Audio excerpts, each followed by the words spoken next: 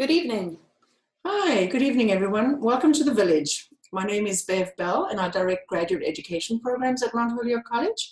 And I co-host the Village with one of our MAT alumni, Lily Eiserman, who teaches at Chestnut Talented and Gifted School. The Village, as many of you know, is a series of for educators by educators. During each session, we explore different issues and topics that we face each day in our communities and in our teaching and learning professional lives.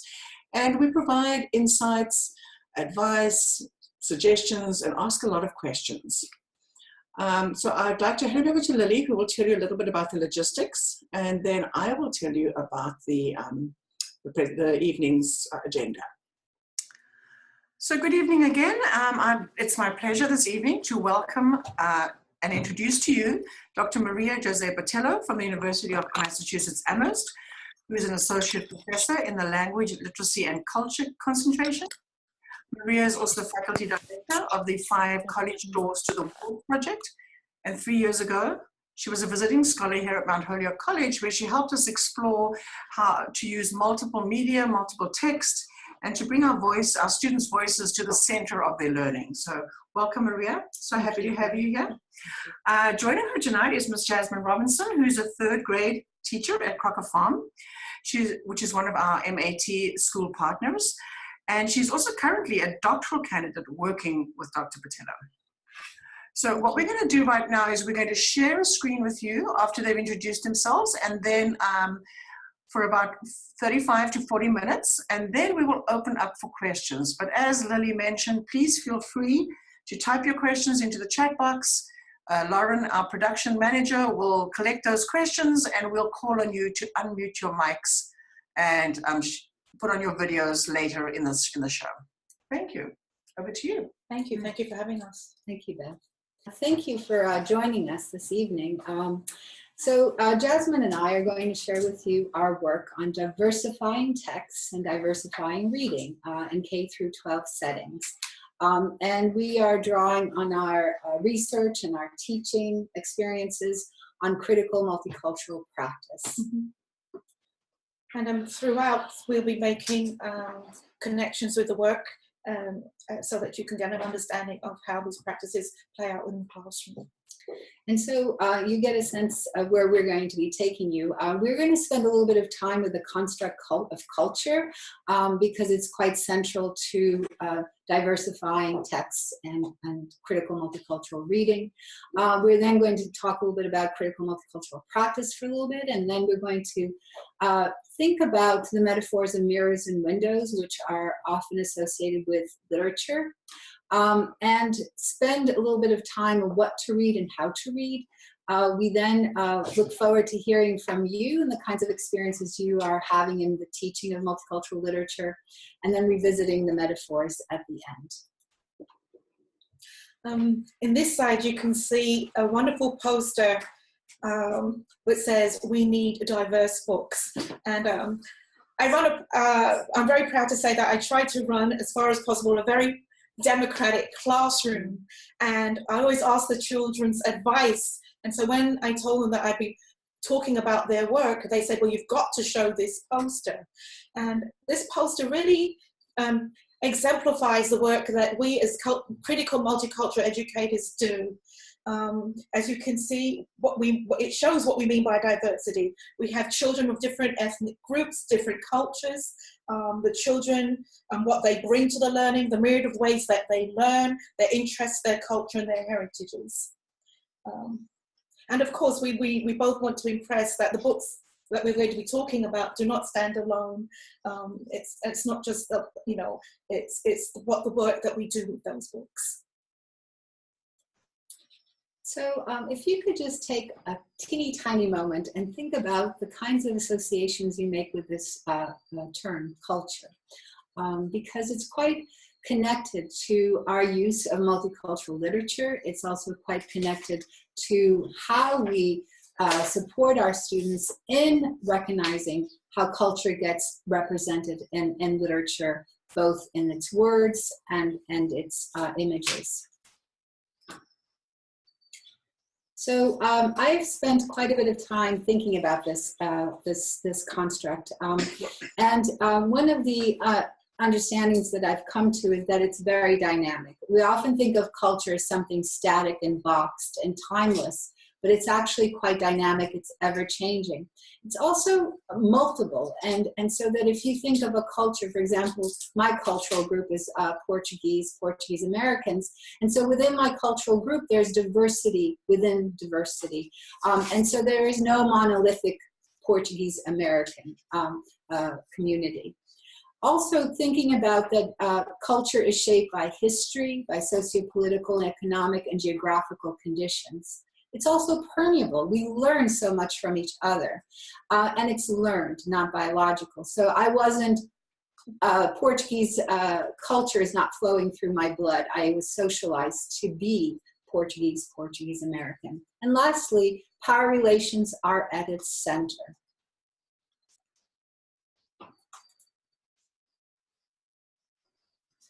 So when we think about critical multicultural practice, we think about that we want to honor students' linguistic resources. And so we invite their first languages, we invite their multiple dialects of English, we invite their literacies as resources for classroom learning. We also think of literacy practices as tools for students to understand themselves and actively participate in the classroom, in the school community, and beyond. In the last line on the slide says we invite, critical multicultural practice invites students to respond to text critically, but also emotionally and intellectually. We want children to be thoughtfully literate, to be able to extend and to help each other learn and to engage, to not only learn about the world, to learn of the world. And so, yeah. Right, and why we've added emotionally there too is because oftentimes we think of reading as something that just happens in your head, but it also happens in your heart. And so it's a very embodied experience. Also, a critical multicultural practice enables students to construct knowledge and create multiple texts through dialogue and critical inquiry. We privilege group interpretations of text, because as we read together, we actually nudge each other's interpretation and meaning making. And so that children are not isolated or left alone with books. Right. We also want to teach in a democratic way, and we want to teach in a way that operates from a position of love. We also want to give children the opportunity to take the learning and the understandings and redesign and transform the curriculum in ways that support their understanding of the world around them. And we privilege also text production, because we strongly believe when children are invited to create texts, it gets them into understanding how the construction and the decisions made in their words and or images are conveying all kinds of social messages. So just to revisit the idea of mirrors, when we pick up a book and engage with a book, we're looking at what's reflected in that book, whose reflection in that book, how can we affirm ourselves when we're looking at that book, what's resonated in that book. And we're looking at the lives that are reflected in the book, the cultures and the ideologies that are reflected in that book. And it's important to keep in mind that metaphors have quite a hold on us, because they certainly shape what we see, they shape what we think. And so that by us spending a little bit of time with these metaphors, it also helps us to think about the ways that we, how these metaphors shape how we teach multicultural literature. So besides mirrors, also windows are associated with multicultural literature. So while the mirror affirms, the window expands. It expands students' lived experiences. Which brings us to thinking about what to read and how to read. We want you to know, Jasmine and I have spent a bit of time with this. This is an intellectual untangling, because we're trying to understand the choices that we are making in terms of what to read, but also how to read. But they are so intimately linked. And so please keep that in mind as we take you through our thinking. So what to read? It's so important for us to think about who is represented, underrepresented, misrepresented, and invisible on our bookshelves. And that one book alone cannot represent a cultural experience. And so that we need to bring together all kinds of representations of that cultural community to help us understand the complexities, the diversity of issues experienced there. And also using a variety of texts. So not just children's literature, but reading the literature alongside magazines, film clips, photographs, newspaper articles, all other kinds of everyday texts, which help us to notice more in the literature as well as in those other texts. So what to read?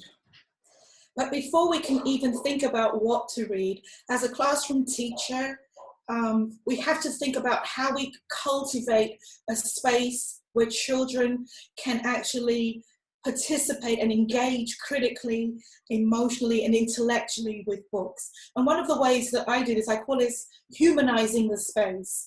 And I do this by having a variety of books that's representative of different ethnic groups and cultures, a variety of issues, from immigration, validation of identity, supporting the community, refugees, female education, and civil rights. As you can see in the picture on the right-hand side, at the bottom right-hand side, there's a plethora of diverse books in my classroom.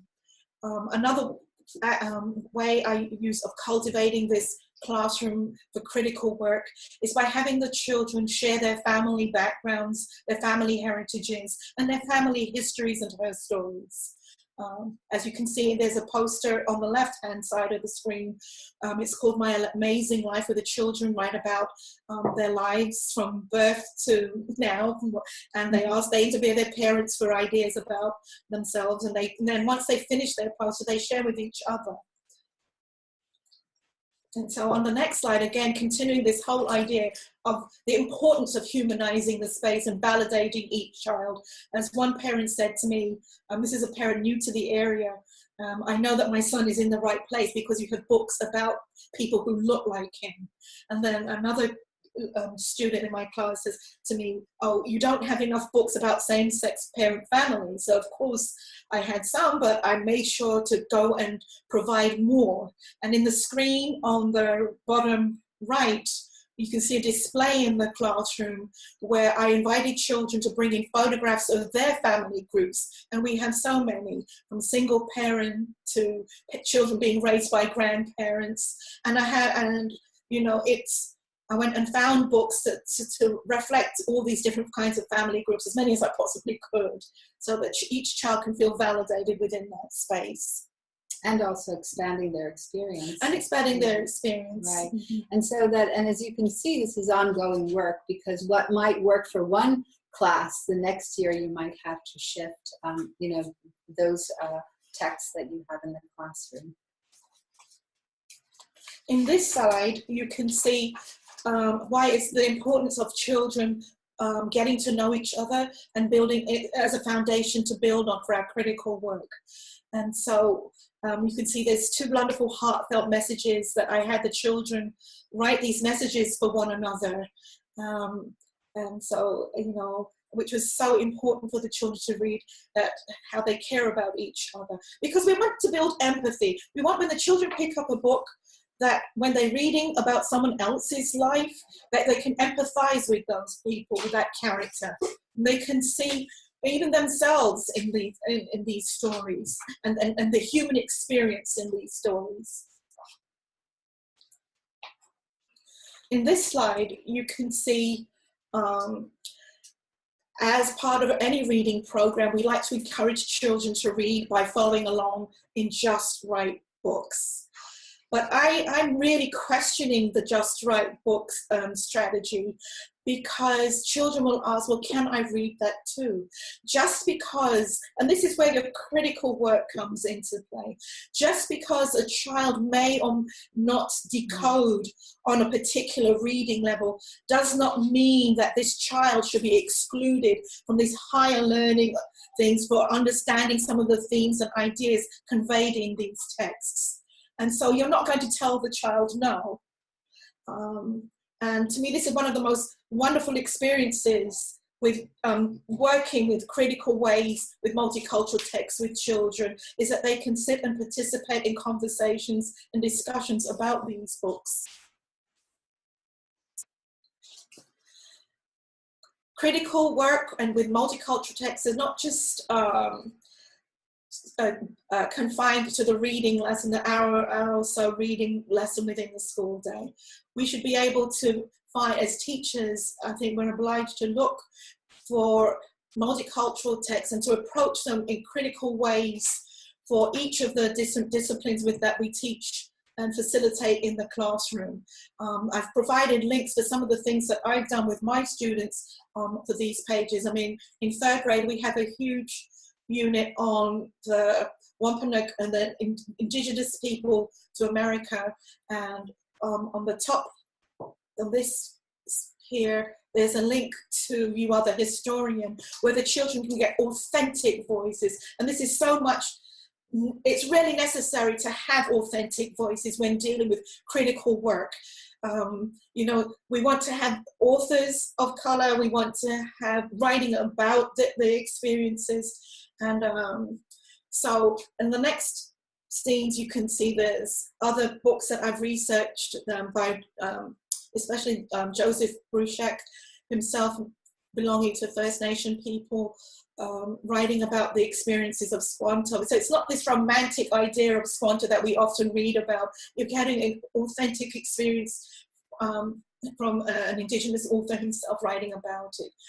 Up in the left-hand corner, or the right-hand corner, we did a huge project for Martin Luther King celebration at our school, and the children did some background investigations.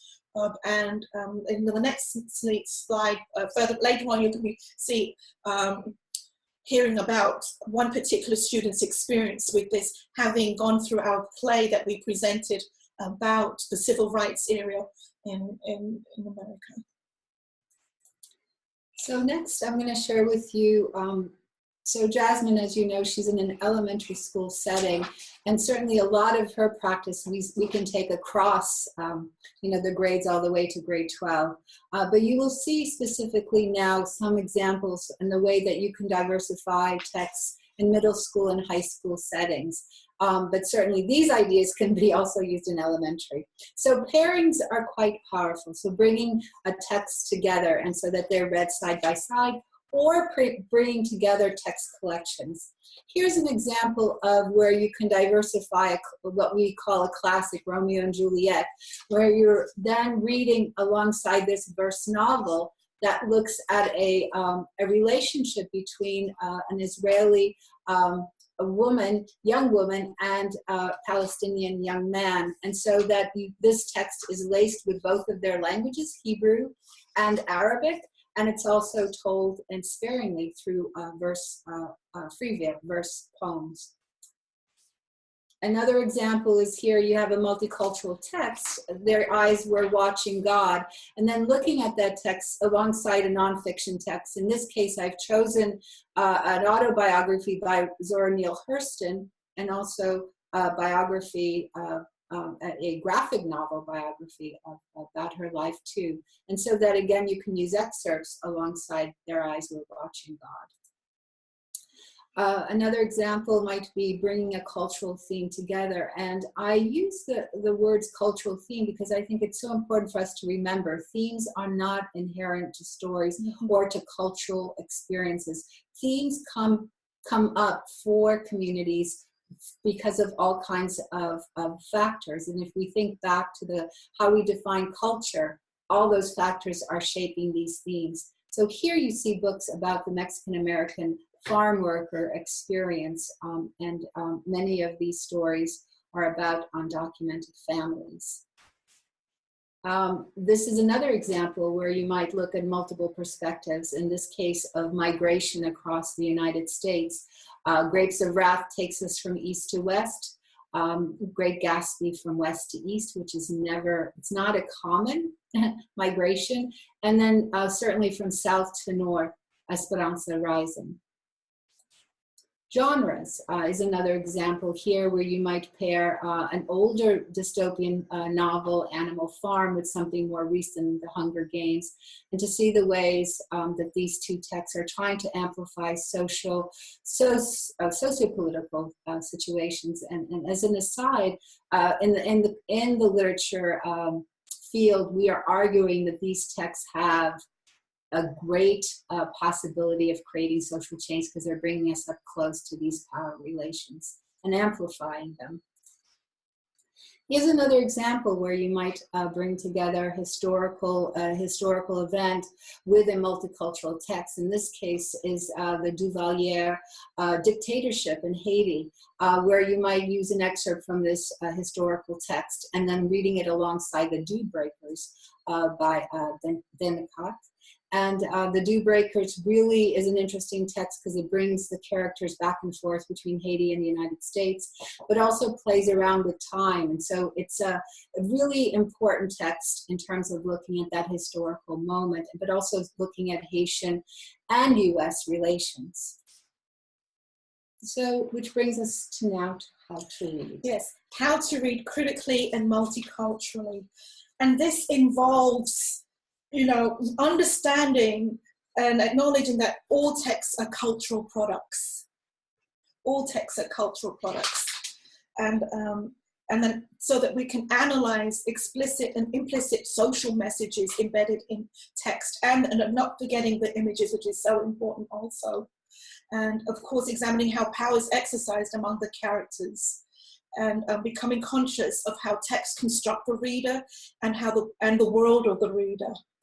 And one of the things I also like to stress and how to read is that as a classroom teacher, we're teaching children how to engage with text, but to question. Don't automatically take it for granted that what's said in the book is gospel. That remember, as we read, as readers, there's a transaction going on with that text, and we bring all of ourselves and experiences in understanding that text also. Right, and I appreciate you saying that, Jasmine, because oftentimes we think that the meaning's locked in a text, but really the meaning is in that interaction between the reader and the text. And so think about the more text we have side by side and the more readers side by side, the kinds of meaning, complex understandings we develop together.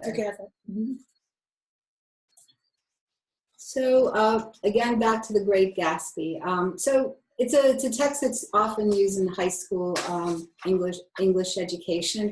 And so for us to consider these questions, with any text that we use in our classroom, what are some of the ways that we have taught that book, but also what worked, what didn't work, and how have we diversified students' experiences with that text? In what ways did you bring other texts to complicate the Great Gatsby, but also to contextualize it or to recast it within present day socioeconomic relationships?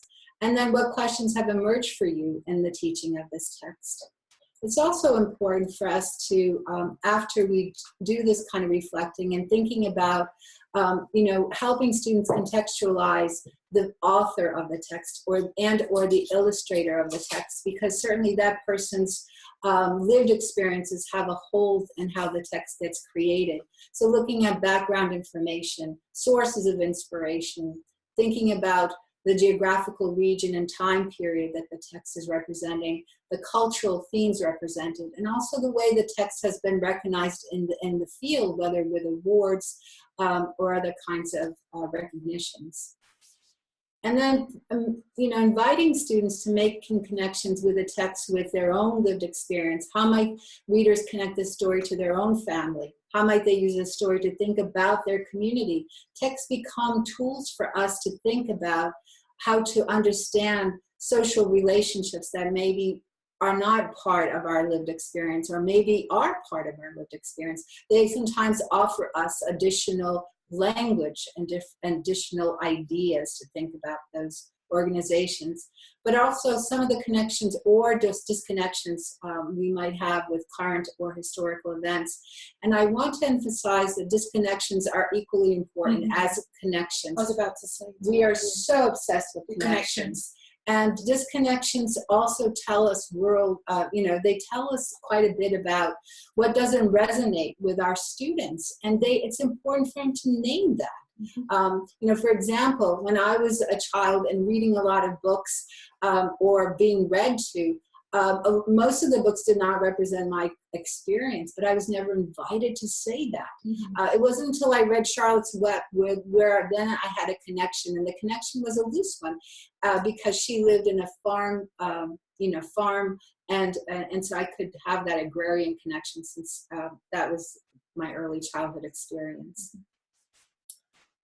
So we do that work, thinking about what the reader brings to the text, and then thinking about the text itself. So if you look at this diagram here, this diagram taking you to almost the last two layers, that's the text. So really paying attention to the perspective that the story is told. First perspective immerses us.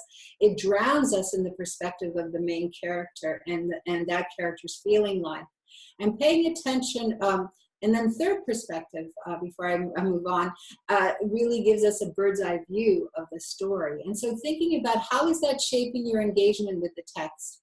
Looking at also the social processes among the characters.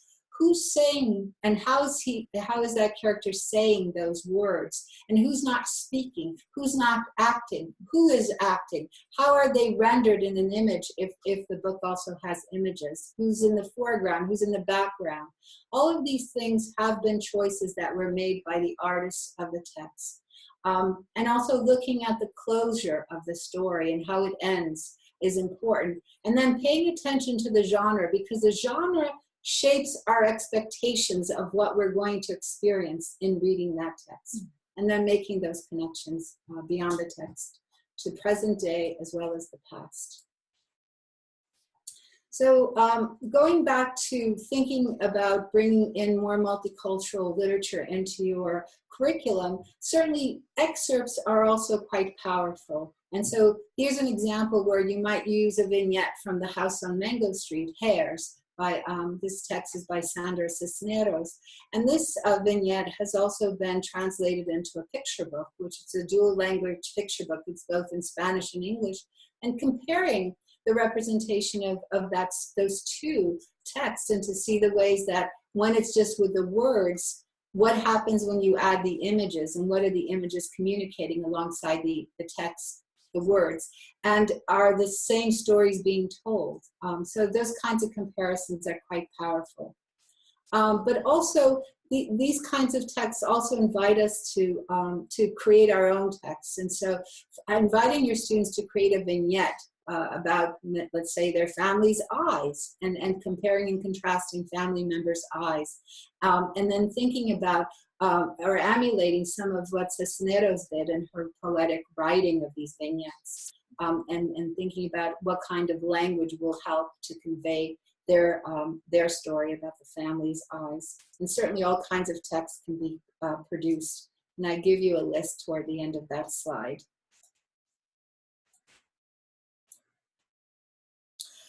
So the next set of slides are going, really, they tell a story. They tell a fabulous story of children thinking critically and engaging in texts in ways that really extend their learning and their experience. As I mentioned before, my class had done a play. The children had put together a play about the civil rights period.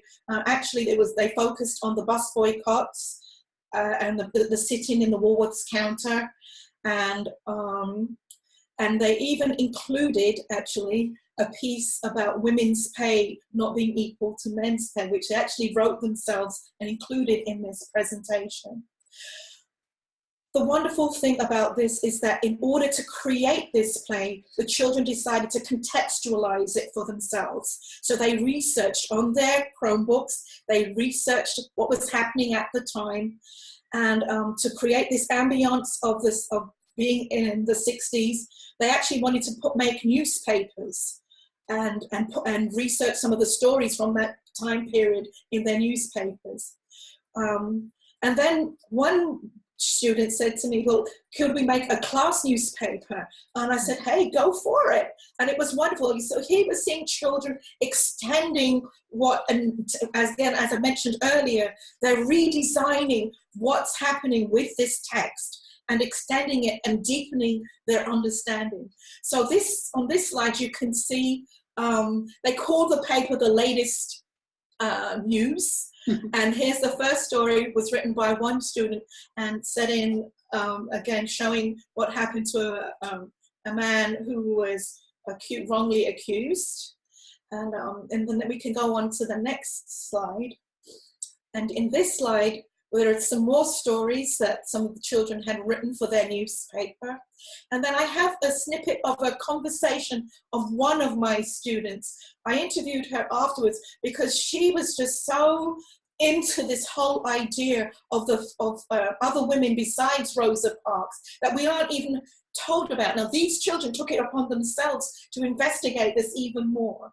I mean, how can anyone say that critical engagement with multicultural children's literature isn't, it so validates who they are and what's happening in the classroom and how learning can be extended and children building on the learning for themselves. So if we can listen to a little bit of this. Yeah, and I just want to add to what you just said, Jasmine, in that oftentimes when we think about critical engagement with text, we think that's something you do in middle school or in high school. But we have seen preschoolers do this kind of work. Anytime children's interests are engaged, anytime their lived experiences are engaged, it will matter to them, and they will want to participate. Mm-hmm.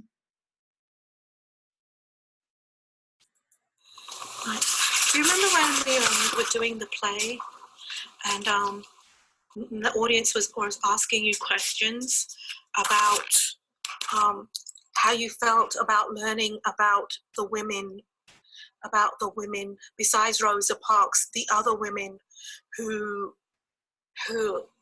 refused to give up their seats on the buses. I remember. Yeah, so I was very intrigued that you went even further and you answered the question and you said that you had watched a movie about it. Well, when I was at home, I was like, hey, to my mom, hey, were you alive when Dr. Martin Luther King Jr. gave his famous I Have a Dream speech? And she said yes. She looked it up on YouTube, and so we watched a video of him saying the speech, and we also watched a video of Rosa Parks and Claudette Colvin. Oh, really? So everything I said was true and meaningful. Okay. What really interested you the most about Claudette Colvin, do you think? Because everybody knows about Rosa Parks, but very few people know about her. Well, I thought it was very cool because more than just one person wanted to stand up to the unfair laws. And they were right. It was really unfair. Mm-hmm. And they were really special people because they knew what they had to do. Yeah, I think they're very special people myself. I really do. In your own personal life, do you think these two ladies had any message for you yourself, these women? Yeah. What do you think? I think stay strong, and no matter what happens, it will all be okay in the meantime if you stand up. Thank you. I really appreciate that. Is there anything else you'd like to talk about in terms of that? Well, one thing I learned was Irene Morgan was the first woman to do that. Mm-hmm. And I'm pretty sure most of those women, the first time they did it, they were a little scared. Oh, I can imagine them being very scared because they were going up against society. Yeah. And all the white people, they were probably furious with them. But it was the right thing to do because now now not all of us are treated equal, but some of us. But it's better than it was. Yeah, it was better. Yeah. And as you heard in that little extract from that student, the empathy, the understanding, and the learning that took place just by them doing further research, further investigation, and not just tied to what me presenting them with a little textbook and reading about it, and that was that. So, and again, the newspaper project continues, and there's some more examples for you to look at what the kids did. They didn't only some children opted to write about more current events, and they called it What's Going On, and some children did a little gossip page. So, yeah, so they're there for you to read at your leisure later on. In this side, now I did have another snippet, but unfortunately didn't really come through. But I just want to talk a little bit about the importance of using drama with the critical engagement.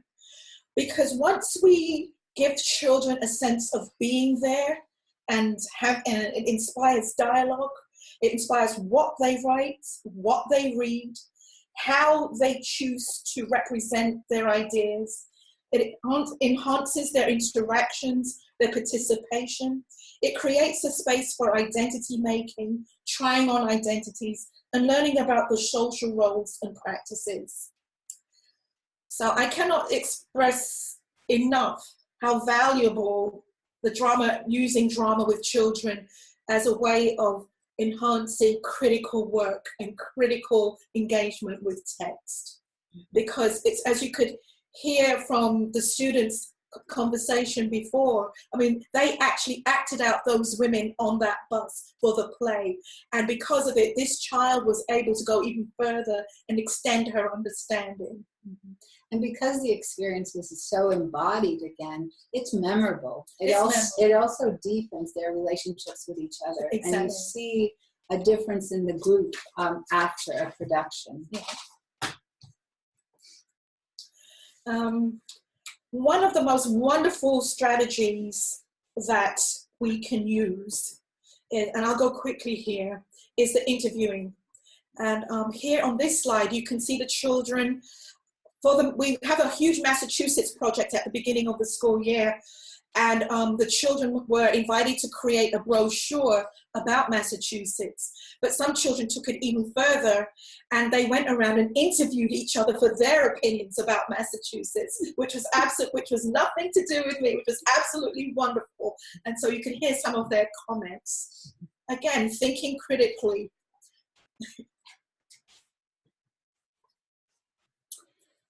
Again, here's another one, and a final one in the series of slides. And again, you know, children drawing on their cultural experiences and understandings while validating their community and families in their work. And this little girl says, Massachusetts has a lot of people of color, you know, and P-Town is a great place to go if you're gay. Mm-hmm. And we also wanted just to remind you that this practice of using reading journals can be quite transformative too. And so you had wanted to say something before we talk about the specific.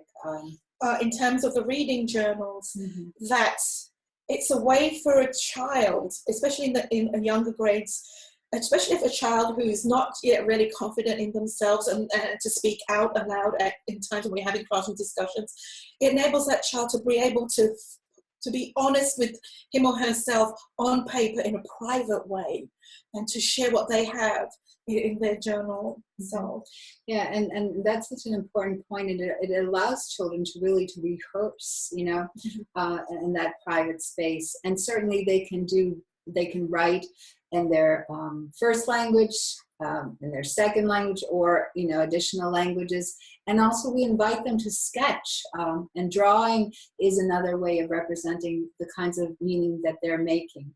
And so reading journals, you know, you can model thinking strategies or reading like a writer or expanding on, you know, annotation kinds of practices. And so all of these practices can be, you know, explored through reading journals. Dialogue journals, such a simple way of journaling. but quite powerful. And I've seen it again and again where, children write either to a peer or to a teacher, and so that it becomes a correspondence back and forth, and where, if the child is writing to the teacher can do some scaffolding there too, but also echoing back some of their language use in their writing.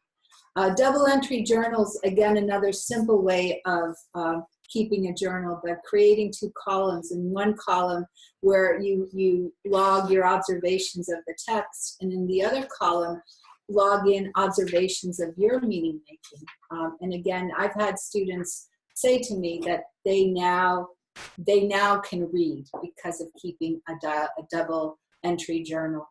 And then research notebooks are quite powerful, and where they're keeping track of their own inquiries that were sparked. Those inquiries were sparked by different kinds of literature, and then using those notes to construct projects that they can then learn from each other.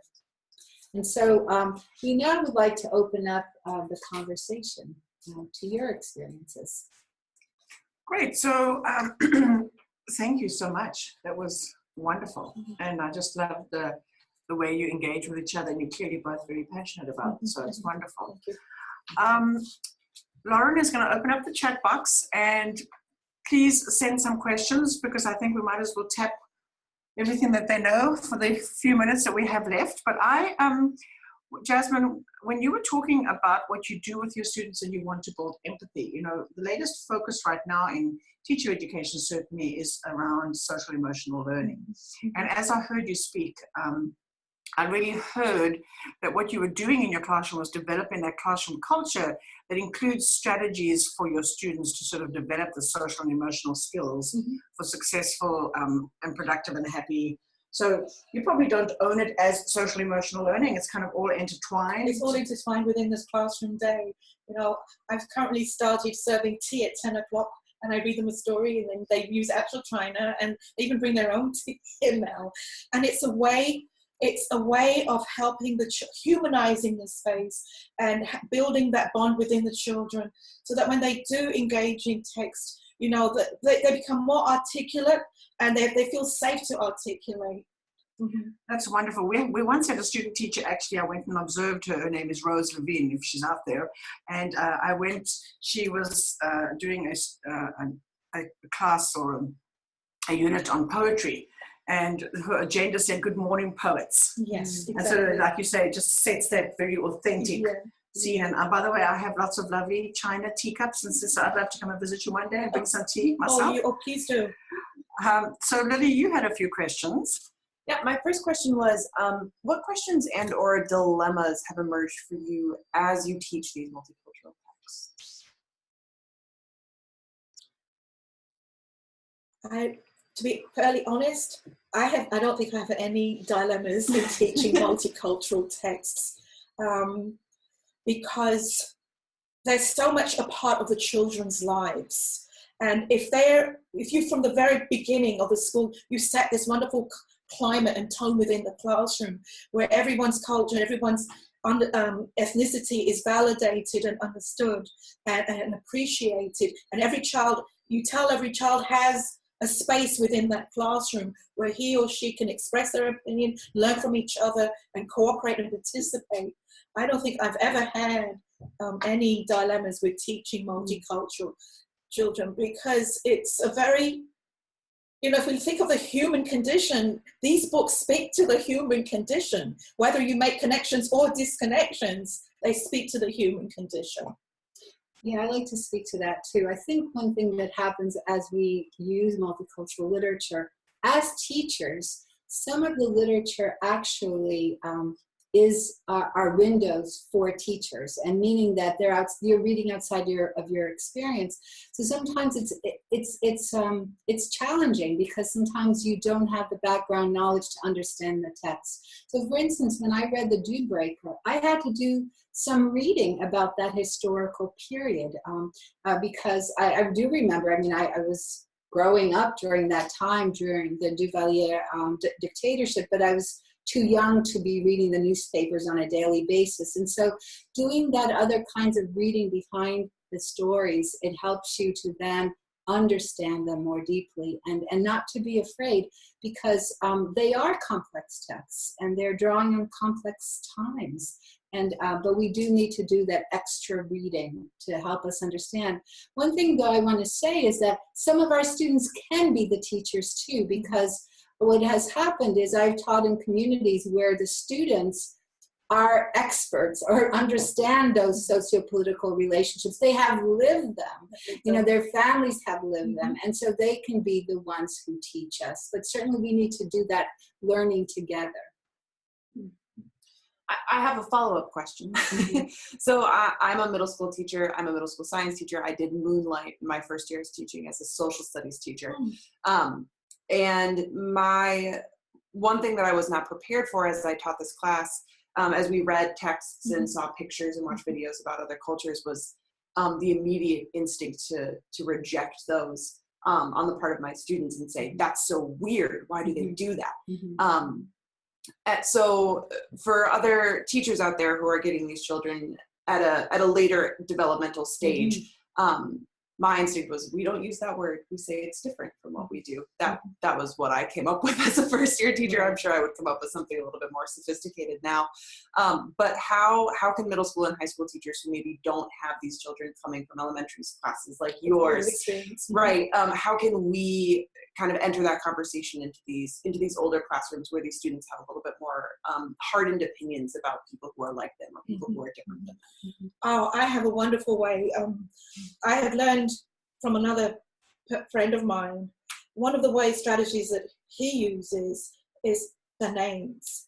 Ask the children about the history and the provenance of their names, and they'll understand that their histories and her stories come from way back.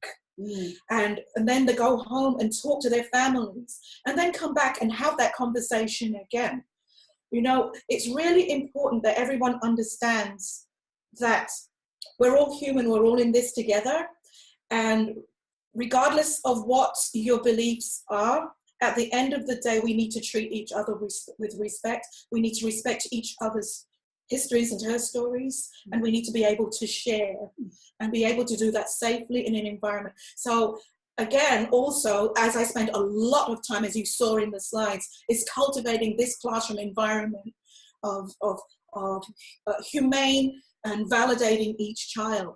I taught middle school, I taught high school in England for several years, and actually I taught the drama process. And so you have these images up and around your classrooms, and posters and pictures, and you invite children to bring themselves into the classroom, artifacts that have meaning for them, and share those artifacts. And that's how you lay the groundwork. Because once children can see the human side in everybody, I think that's the beginning of cultivating this climate for critical work. Right, and I think that you know, those rejecting difference comes from you not having seen yourself. And so, and I think as Jasmine is saying, is that we really need to begin there. And so creating room for our students' experiences in the curriculum and the texts that we use, and then those are entry points to expanding. But you know, I think that our students are hungry. I know I am still. I was never seen in school. I know I'm still. I'm sure you must have the same situation as Lily's talking about, even at the university level as we have in the college level. You know, we pride ourselves on having a program that really wants to put social justice at the forefront and at the core and at the foundation of everything that we do. But everyone comes with such different experiences. And so you have to have these conversations that we don't have everyone in our program that represents the diversity that we have in our schools. We are 99% white and 90% women. So sometimes it's harder to get that humanizing happening beyond a text or a theory or something else out there. Do you have any ideas for very monocultural classrooms? Like Lily's classroom is actually almost all Hispanic, correct? And some of our students are in schools where they're almost all white. So do you have any sort of other ideas around that? Yeah, again, it's this whole idea of trying to create empathy within people. I mean, sharing stories of other people's experiences. And because, you know, often Well, they have similar experiences. They may approach them in a different way, but they have similar experiences, and building empathy. Right, and I think really what teachers should be are weavers, you know, and so thinking about, and weaving requires that we know our students, you know, and so then thinking about how do we weave, you know, how do we draw on that thread, you know, and then bring in a new thread. And so, yeah, and this, we can't really turn it into a unit. It has to be ongoing work. And it's about, I mean, if you go to Jasmine's classroom, it's about relationships, you know, that she works, I mean, that you create a culture and opportunities for children to understand what that means. It's not something that you teach in a lesson and then you move on. So it's a combination of building a classroom that, you know, nurtures, you know, these deep connections to each other, but also as a teacher, to be a weaver. Now we teach in structures that don't allow us to be weavers, you know, and so because weaving takes time, it takes time, and so that, and we're shuffling people all the time in these institutions. So I think we need to figure out other ways to, you know, create that space so we get to know each other in meaningful ways. I think you have one last question, don't you? Yes. So you provided some examples of students really going above and beyond in terms of taking texts that you had presented to them and really taking them to the next level in terms of their understandings. And I wanted to ask, in that voice clip we heard this student talking about how she went home and she watched these videos with her family. Do you do any specific work to bring families or communities Constantly. in? They're always in my classroom. Okay.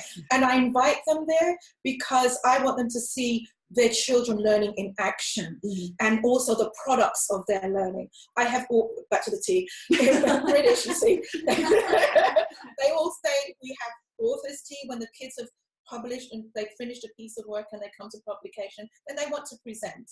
And so we have author's tea, we invite the parents in to listen to the stories. Parents are always have the classroom door open. And so the play that Jasmine talked about, I actually went to see, and I saw it 3 times that morning or into the afternoon. And so some families came and went, you know, and it was just so powerful to see the children really. I mean, the play itself was like a tapestry of their learning, and you could see bits and pieces from texts that they were drawing on, whether they're research or whether you know, picture books that they read or songs that they sang. But I also, what I saw were these gentle reminders as they helped each other. You know, they go like that, and it was just, again, talk about that empathy, those relationships. That play is creating a purposeful moment where they're, you know, developing alongside, you know, the deeper understandings of that historical time. And I think I really like, you know, we often talk about reflection, and we're sort of starting to really think about, so once you've reflected, what does it reflexive look like, you know? And I like the way you sort of go to that next level of now to be a critical reader and a critical sort of absorber of all these facts. And like, I think that student of yours said, it wasn't only Rosa Parks that, you know, didn't, because I mean, so often we put the Rosa Parks and the Malcolm X's and the Nelson Mandelas and the Gandhis up as being these icons that no one can ever possibly try and be like, and they could not have got there on their own. And so it's so important to teach the sort of accurate. Well, you heard what the little girl said. You know, she's learned not to give up, and it's something that you believe in. You know, wow. For a little 8-year-old, wow. I just want to say that the work that you're doing is really, really critical. I really believe, we all believe in our team here that it's super critical at this time and day and age. It always is, but it seems more so today. And I think it's really important that for me, that last component of being a critical person that sort of looks at any fact, you know, I don't want to use the word that the sort of whole fake news word, but we have to be able to read and discern where that information is coming from, who it's excluding, who it's including. And I think, you know, I know how Maria works with her students and creates the same kind of environment. And sense of community because we've experienced it.